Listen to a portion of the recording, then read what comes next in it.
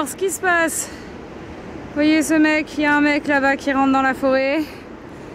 Juste là, il est en train de me suivre sur la plage. Et il est complètement guédro. Il a pris beaucoup de drogue, quoi. J'avais une bête de spot là, face à la mer. Et on va partir. Malheureusement.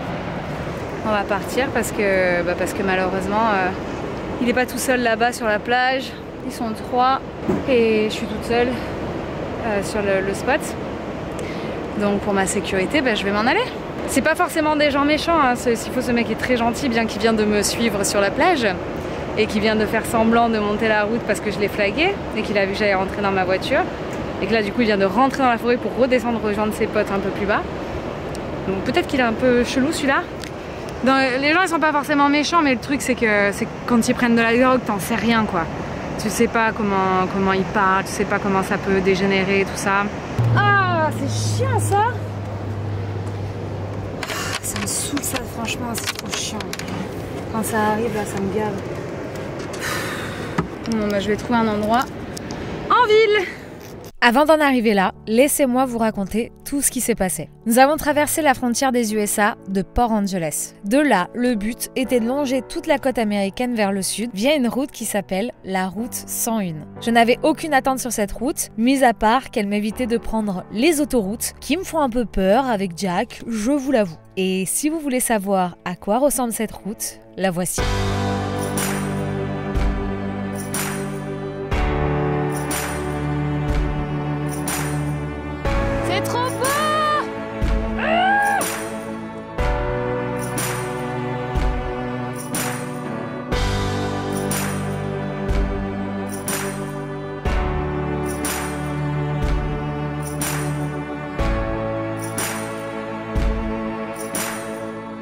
Jack comparé à l'arbre qui est juste à côté. Il y a des femmes, c'est les diamants qui les fait pleurer. Moi ça c'est sûr, ça va me faire chialer.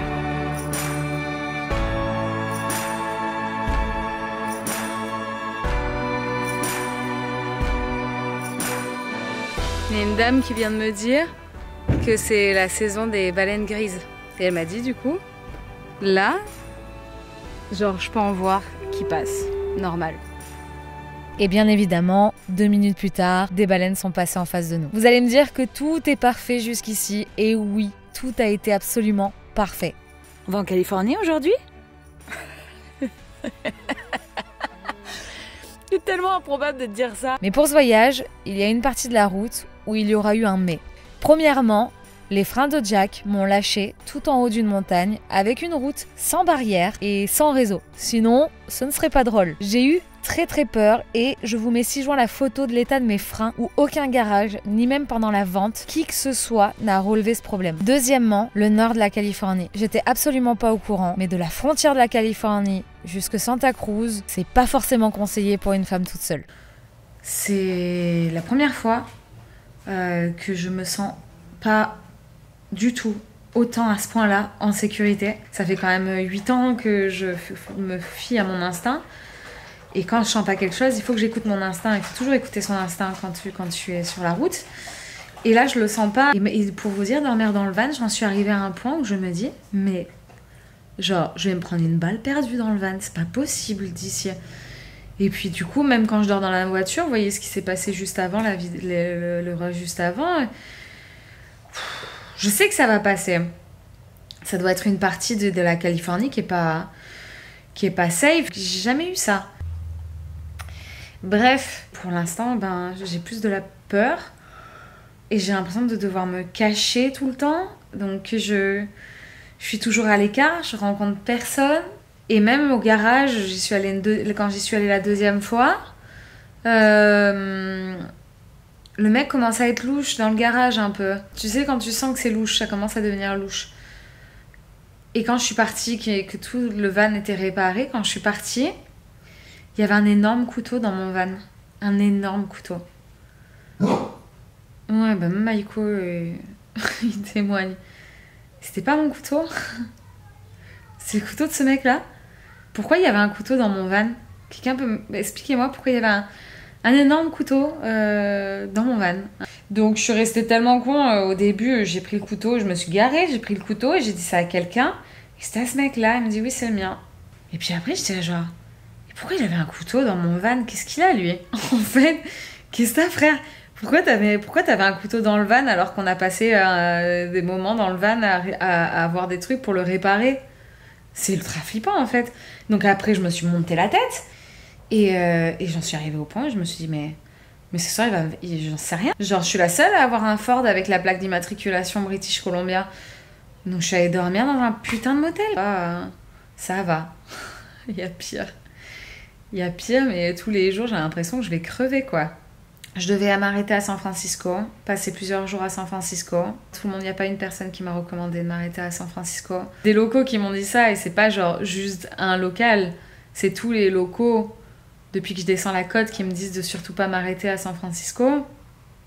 Donc le plan, c'est de s'arrêter au Golden Bridge, une petite heure, s'asseoir, juste réaliser que on vient de partir de Colombie-Britannique. Tu sais, t'as des trucs visuels comme ça pour essayer de réaliser. Donc demain, je vais essayer de faire ça. Aujourd'hui, on est parti pour le Golden Bridge. Oh putain, il coûte. Des fois, tu t'y prends comme un caca.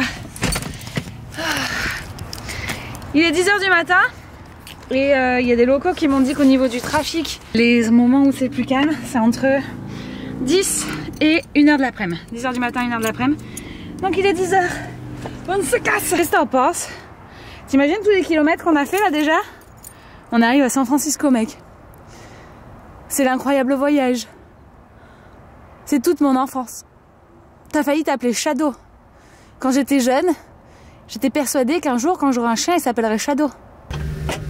Allez, San Francisco, Couney, alors. Et forcément, pour se mettre dans l'ambiance, on met la musique de l'incroyable voyage.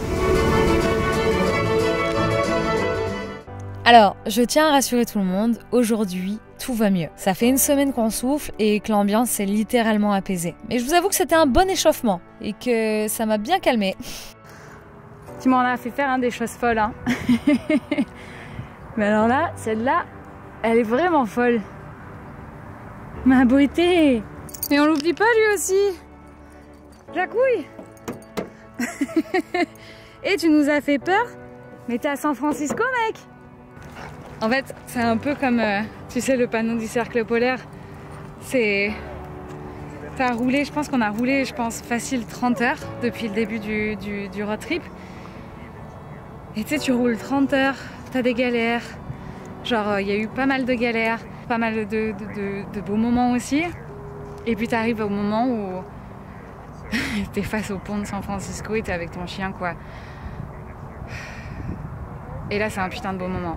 Je tiens aussi à dire, avant de terminer cette vidéo, que si vous vous trouvez dans un endroit où vous ne vous sentez pas en sécurité, déjà premièrement, partez et écoutez votre instinct. Ne vous énervez pas contre les gens ou n'allez pas mettre des messages de haine sur des groupes Facebook. Groupe Facebook ou autre réseau social. Je fais un peu boumeuse en disant groupe Facebook. L'insécurité, où que ce soit dans le monde, ça résume souvent à de l'inégalité sociale, plus beaucoup de tristesse. Et ça, il ne faut pas l'oublier. On n'est que de passage et on n'est absolument personne pour juger qui que ce soit. Les seules personnes contre qui j'ai été énervée, c'est forcément le mécano et le mec qui m'a suivi, parce que ça, c'est universel. On fait pas ça à une femme, ni même à un homme d'ailleurs.